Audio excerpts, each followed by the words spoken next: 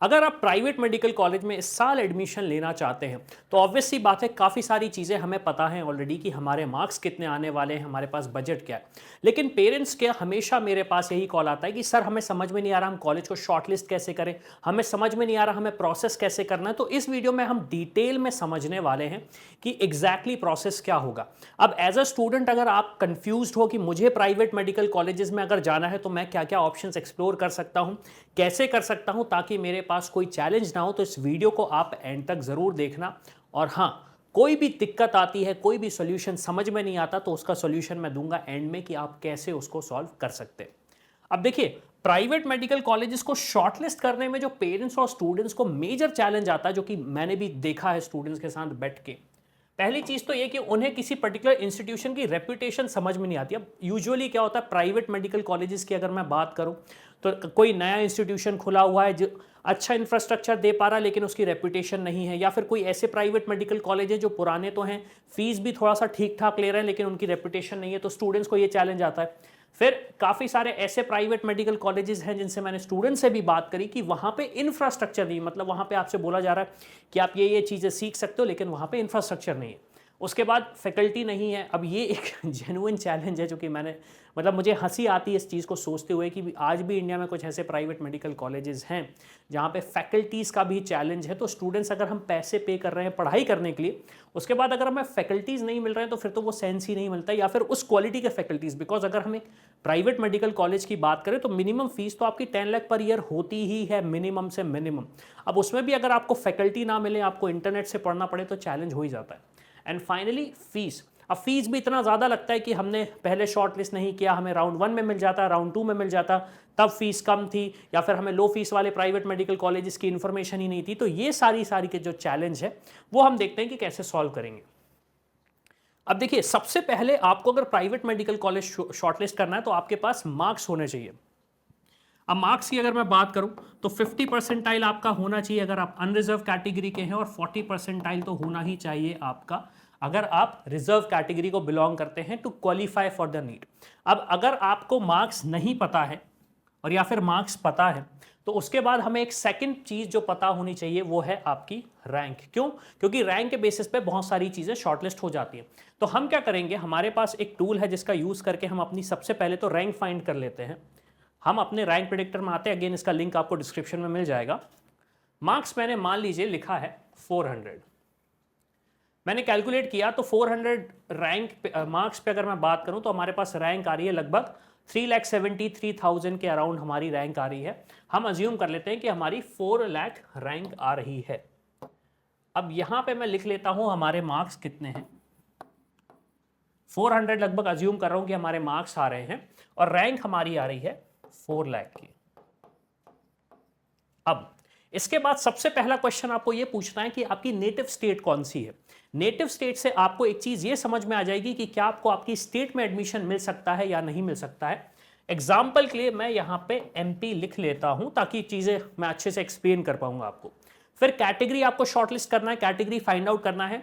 Category आपकी state के बाहर आपको प्ले नहीं कर पाओगे। अगर आप OBC, EWS, SC, ST category को बिलोंग करते हो तो आपकी स्टेट में ही उसका एडवांटेज मिलेगा, चाहे प्राइवेट मेडिकल कॉलेज हो। उसके आउटसाइड आप अनरिजर्व या कि जो कि बोला जाता है जनरल कैटेगरी को बिलोंग करते हो। तो सिंप्लिसिटी के लिए हम यहाँ पे जनरल कैटेगरी को लिख लेते हैं कि हम अज्यूम करते हैं। अब क्या आपके पास कोई स्पेशल कोटा है? स्पेशल कोटा क्या होता है? स्पेशल कोटा ऐसा होता है कि आपके पास अगर फ्रीडम फाइटर कोटा है, या फिर डिफेंस का कोटा है, या फिर आपके पास स्पोर्ट्स का कोई कोटा है, या फिर आपके पास कोई ऐसा कैटेगरी है या फिर ऐसा कोई सर्टिफिकेशन है जो आपकी स्टेट में बहुत ज़्यादा इंपॉर्टेंट रखता है, या फिर कुछ स्टूडेंट्स होते हैं जो पीडब्ल्यूडी कैटेगरी को बिलोंग करते हैं, तो ये फाइंड आउट करिए कि आपके पास क्या कोई स्पेशल कोटा है। हम एट प्रेजेंट अज्यूम करेंगे कि हमारे पास कोई भी कोटा नहीं है। हम अज्यूम करेंगे हमारे पास कोई भी कोटा नहीं। अब इसके बाद क्वेश्चन ये आता है कि अगर हमारी स्टेट में हमें नहीं मिलता एडमिशन तो प्रेफर्ड स्टेट क्या होती है? क्योंकि मेजर चैलेंज पेरेंट्स के साथ यही आता है। मतलब मैंने क्योंकि बात भी करी पेरेंट्स से, राउंड 3 राउंड 4 के बाद उनका यही क्वेश्चन होता है कि सर हमें नॉर्थ इंडिया में कहीं भी कॉलेज मिल जाए चलेगा। अब नॉर्थ इंडिया में आपको कॉलेज मिलेगा कैसे जब सीट्स ही नहीं बची है? कैसे मिलेगा? तो ये चीज हमें राउंड 1 के पहले, काउंसलिंग स्टार्ट होने के पहले ही पता होना चाहिए। तो हमने प्रेफर्ड स्टेट में जैसे मान लीजिए लिख लिया कि हमने लिखा गुजरात का ऑप्शन, कर्नाटका का ऑप्शन लिखा, केरला का ऑप्शन लिखा, यूपी हो गया एक ऑप्शन हमारे लिए, राजस्थान एक ऑप्शन हो गया हमारे लिए, पंजाब एक ऑप्शन हमने लिख लिया, एंड पंजाब के अलावा एक स्टेट हम और ले लेते हैं, बिहार का एक ऑप्शन ले लेते हैं कि ये हमारी प्रेफर्ड स्टेट है अगर हमें एडमिशन चाहिए है। यूजुअली मैंने नॉर्थ और साउथ दोनों को इंक्लूड करके रखा है ताकि मैं आपको और अच्छे से एक्सप्लेन कर पाऊँ। और एक ऑप्शन यूजुअली पेरेंट्स जो बोलते हैं वो है महाराष्ट्र का, कि हमें महाराष्ट्र में भी एडमिशन लेने का हम सोच रहे हैं। अब उसके बाद सबसे बड़ा क्वेश्चन ये आता है कि बजट क्या, तो बजट का भी आप यहाँ पे मेंशन करके रखिए कि आप कितना बजट अफोर्ड कर सकते हैं। क्योंकि देखिए बजट में आपकी ट्यूशन फीस आती है, ट्यूशन फीस के साथ अकोमोडेशन आता है, आपके पर्सनल एक्सपेंसेस आते हैं जिसको आप मंथली एक्सपेंसेस बोल सकते हैं एक तरीके से, फिर आपका लाइब्रेरी चार्ज हो गया, एग्जाम फीस हो गया। तो ये जो छोटे मोटे भी खर्चे होते हैं ये थोड़ा सा आगे जाके चैलेंज करते हैं। तो इसलिए बेटर ये है कि हम एक लमसम बजट बना के रख लें कि हम इतना अमाउंट पे कर सकते हैं सारी चीज़ों को इंक्लूड करके।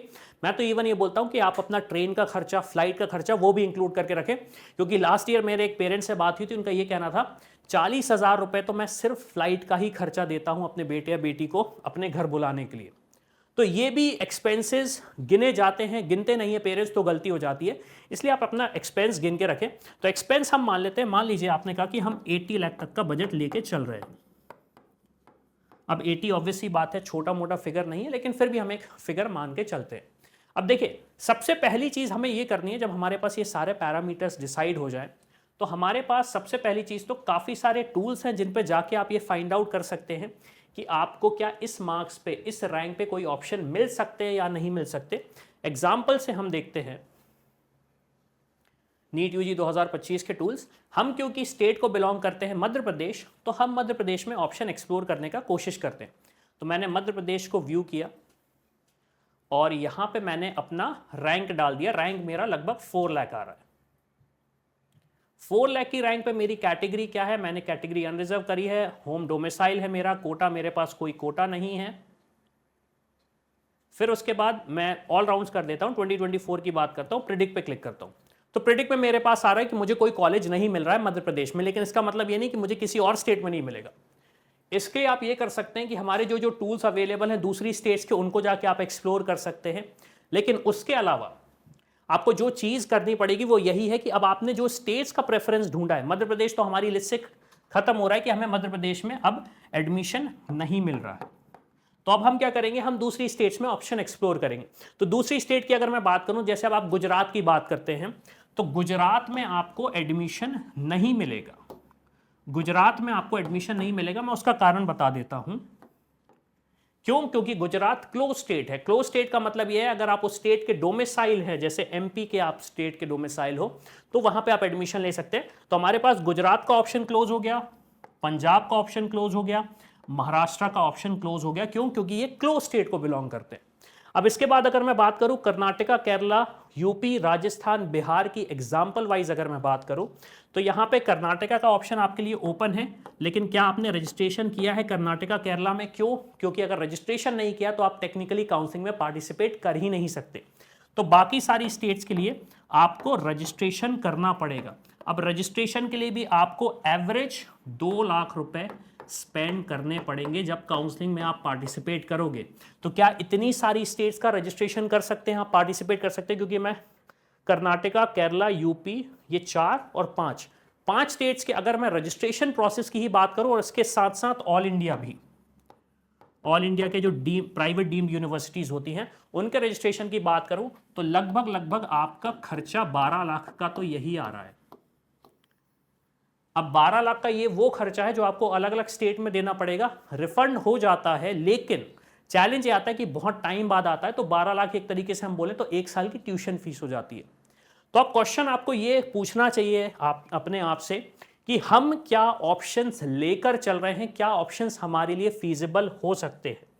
अब अगर आपको कंफ्यूजन होता है, समझ में नहीं आता कि मैं क्या करूं, तो उसके लिए मेरा सॉल्यूशन आपसे ये है, थोड़ा बहुत आप रिसर्च करें, समझें चीज़ों को, क्योंकि इस पैरामीटर्स के बेसिस पे अगर आप डिसाइड करेंगे तो काफ़ी आसानी हो जाएगी आपको एक कॉलेज शॉर्टलिस्ट करने में।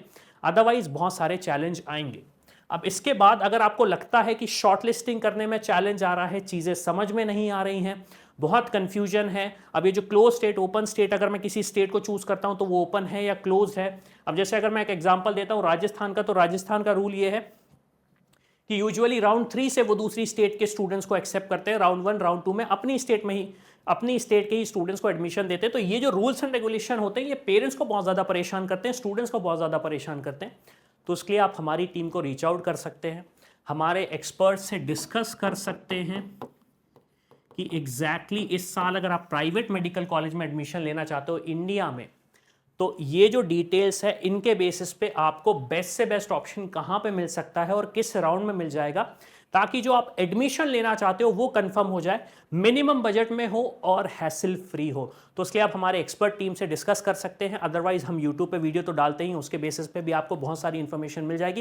लेकिन हाँ, एक्सपर्ट से गाइडेंस लेने के लिए वो हमारी पेड सर्विस है, तो उसके आप जानकारी ले सकते हैं। ये डिटेल्स आप फिल कर दीजिए, ये डिटेल्स डिस्क्रिप्शन में आपको डिटेल्स मिल जाएंगे। ये वाले डिटेल्स आप दे दीजिए और बोल दीजिए कि हमें एक्सपर्ट से बात करना है इस रिगार्डिंग, तो हमारी टीम आपको पूरा गाइड कर देगी, समझा देगी कि कैसे हम आपको प्रॉमिस कर सकते हैं कि इस साल आपका बेटा या बेटी डॉक्टर ज़रूर बनेंगे, एक ऐसे प्राइवेट मेडिकल कॉलेज से जिसमें आपको फीस कम लगेगी और वो tried and tested medical college होगा। तो इसी के साथ मैं हूं अविनाश, मेरा काम है रास्ता दिखाना, उस पर चल के डॉक्टर बनना आपका। I hope you like this video. For more such videos, keep watching our channel and do not forget to like, share and subscribe.